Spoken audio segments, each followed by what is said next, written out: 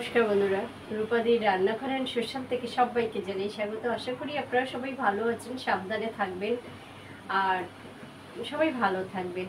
জানেন, আমরা বাঙালি মাছে ভাতে বাঙালি, খেতেই হবে। সে বাইরে বেরোলে কোনো রেস্টুরেন্ট হোক, কোনো ছোট হোটেলে হোক, আর বাড়িতে কি খেতেই হবে। এই যে আমরা অনেক সময় বাহানা করে বলি না, খেতে পাচ্ছি না। কোন বন্ধু আছেন আমাকে কমেন্ট করে জানাবেন যে আজকে সারাদিন আপনি খাননি গরমের জন্য। পুঁই শাক দিয়ে চিতে কাঁকড়া গরমের সময় পাওয়া যায়, তাহলে চলুন, খুবই ভালো হয় খেতে। এই চচ্চড়িটা কি কি দিয়ে বানিয়েছি রান্নাঘরে যাই এবং দেখে নিই। এখানে দেখুন আমি সবজি কিছু ব্যবহার করেছি। এখানে দেখুন আমি একটা চচ্চড়ি বানাবো। সেই চচ্চড়িটার মধ্যে কি ব্যবহার করব, প্রথমে নিয়েছি বেগুন, একটু নিয়েছি আলু। আমার এখানে দুটি ছোট ছোট আলু আছে, একটি গোটা বেগুন আছে, আর এখানে 2 ডাল পুঁই শাক আছে, আর আছে একটু ঝিঙেটা একটু কচি থেকে একটু কয়েকদিন ছিল, সেই ঝিঙেটা এখানে আমি দিয়ে দিয়েছি। তাহলে আর 4টে সবজি আছে। পুঁই শাক এগুলো একটা সাইজ, একটা মাপ করে, সবজিটার যেন একটা মাপ থাকে। দেখুন বেগুনটার সাথেই কিন্তু আমি পুঁই শাকটা কেটেছি, আবার পুঁই শাকটার সাথেই কিন্তু আলুটা কেটেছি, আবার ঝিঙেটাও সেরকম কেটেছি। দেখুন প্রত্যেকটার একটা মাপ আছে, তাতে কি হয়, দেখতে সুন্দর হয় আর খুব ভালো হয়। পুঁই শাকের আমি এখানে পাতা খুব একটা ব্যবহার করিনি, পাতাবিহীন এখানে 4খানা সবজি আছে। বানাবো কোন সবজি বানাবো, দেখুন চিতে কাঁকড়া। দেখেছেন, এটা চিতে কাঁকড়া। এটা কাঁকড়ার কিছু আমি পিঠ রেখেছি, কারণ হচ্ছে এই কাঁকড়াগুলোকে ফিমেল কাঁকড়া বলা হয়। এই কাঁকড়াগুলোর মধ্যে পেছনে কাঁকড়াগুলোর মধ্যে প্রচুর ঘি আছে, তো আমি কিছু ফিমেল কাঁকড়া এখানে রেখে দিয়েছি, যাতে এগুলো তরকারির পরে ছাড়িয়ে, তরকারির সাথে দিলে ভাত পাতে ছাড়িয়ে খেতে ভালো লাগে। এই জন্যে তখন এই ঘিলুটা একদম এই পিঠে জমে যাবে, আর তখন আপনি খোসাটা উল্টে দিয়ে আরামসে খেতে পারবেন। এবং কাঁকড়াগুলো আমি খুবই পরিষ্কার করে কেটে নিয়েছি। কাঁকড়ার পরিষ্কার করে কাটা ভালো।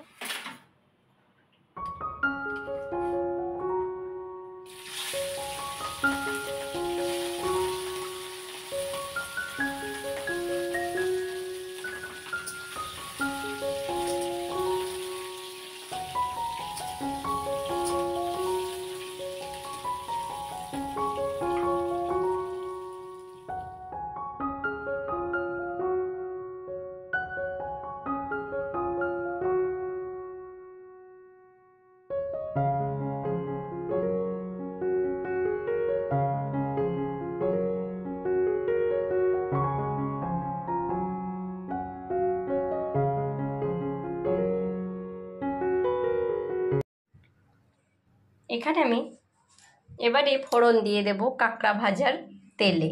এখানে শুকনো লঙ্কা, 5 ফোড়নটা একটু বেশি করে, আর তেজপাতা।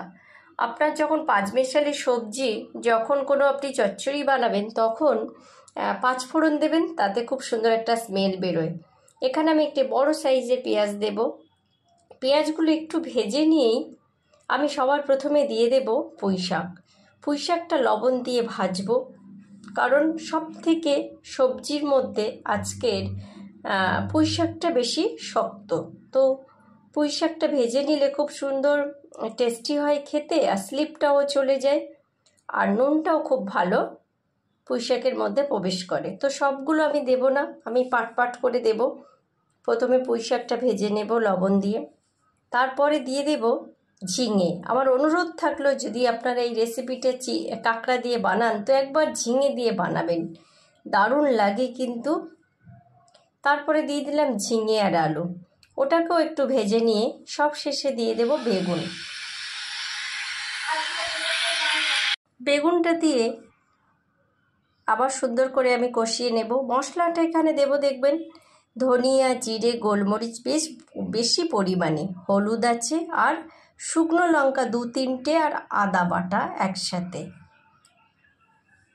মশলাটা খুব সুন্দর করে কষাতে হবে, এই জন্যে শুকনো লঙ্কা বাটা দিলাম, গরম জেনেও, কারণ এই সবজিটায় কাঁচা লঙ্কা খুব একটা ভালো লাগবে না। আমি মাত্র 2টো দিয়েছি।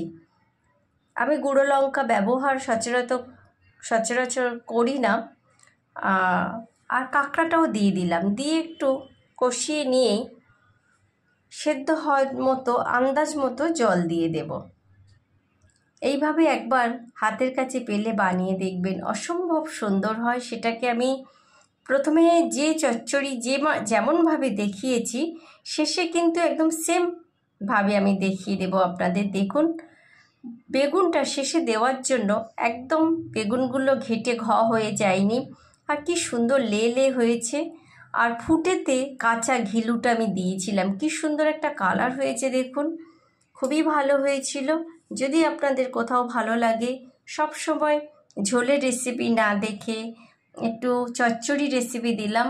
আশা করি বাঙালির প্রথম পাতে একটু ভাজা, একটু চচ্চড়ি না হলে ভালো লাগে না। যদি কোথাও ভালো লাগে একটি লাইক দিতে পারেন, কাউকে শেয়ার করতে পারেন, আপনিও বানাতে পারেন। সবাই ভালো থাকবেন, আর নতুন বন্ধুদের যদি ভালো লাগে সাবস্ক্রাইব করে নেক্সট ভিডিওর জন্যে আপনি নোটিটা অন করে নিয়ে আমার সাথে থাকতে পারেন। আর আমার পুরাতন বন্ধুরা আমার সাথে থাকার জন্য অসংখ্য ধন্যবাদ এবং অনেক ভালোবাসা আমার তরফ থেকে রইল। সবাই ভালো থাকবেন। গরমের মধ্যে কাঁকড়াটা বেশি পরিমাণে খাবেন না, 2-4 পিস খাবেন। প্রচণ্ড গরম কিন্তু, না হলে রূপাদির কিন্তু বদনাম হয়ে যাবে। যে রূপাদির রেসিপি দেখে বানালাম, তারপর আমার পেট খারাপ হয়ে গেল। পরিমাণে কম খাবেন, কোনো জিনিস কিন্তু পরিমাণে যদি আপনি কম খান তাহলে কিছু হবেই না। টাটা, ভালো থাকবেন।